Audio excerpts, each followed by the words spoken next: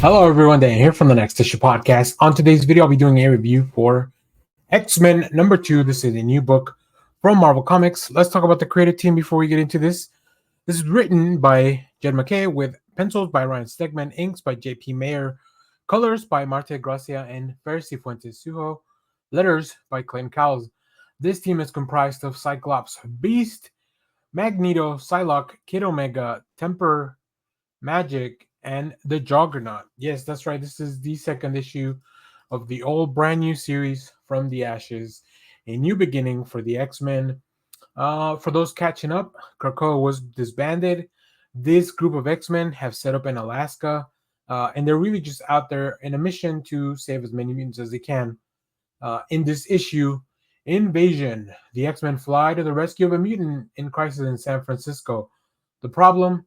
Alien invaders seem to have a similar idea. 6 X-Men versus an invading alien fleet. Sounds about right. Also, if you've been following that Deadpool Wolverine weapon extraction little mini story, this is the last part here. I haven't been reading that. I don't know what books this is across. I just know that it's kind of smittered all across the X-Men line. So, this is a really fun issue.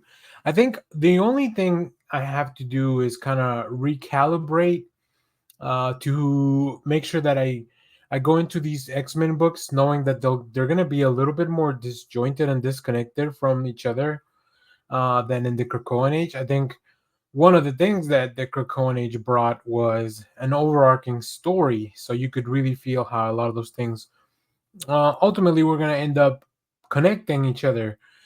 This is an interesting team. I don't think that we've seen the full extent of what MacKay is trying to do, but I think he's captured the voices. I think Cyclops and Kid Omega have a very fun dynamic. Magic and the Juggernaut as well. I do want to hear a little bit more from Psylocke and Temper to understand where do they really fit in the big picture. This was overall pretty much a beast-less episode or issue. But I think it's got a really fun idea and a really fun kind of twist all over the place. It's also fun to see the X-Men kind of gallivanting all over the world now, as opposed to just, being in one place. So that part of that aspect of it is fun. I'm a big fan of Ryan Stegman. I think he does, especially these alien designs. I think he went all out with that.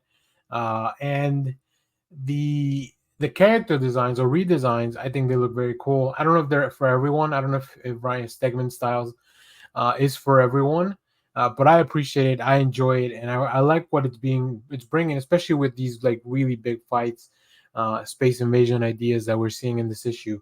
I think they really work. So let's take a look at some of that art now. Here's the mutant that we are meeting. I gotta say, there's definitely a lot of pink in this issue, just all across. Whenever it comes to the telekinetic, the color palette is very, very much heavily influenced by the pink purples of in that tone. That definitely feels. It gives me a sense that something's a little bit off, and maybe that's the point because there's definitely a bit of a twist here. I love this panel with all these aliens, and then once you figure out what's going on, I think that's the best part, right?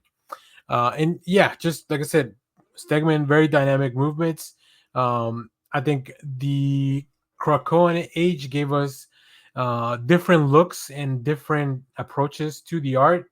But here we are kind of back to a more traditional house style, which, I also appreciate. So yeah, this is great. Just big fights, a lot of bullets flying around.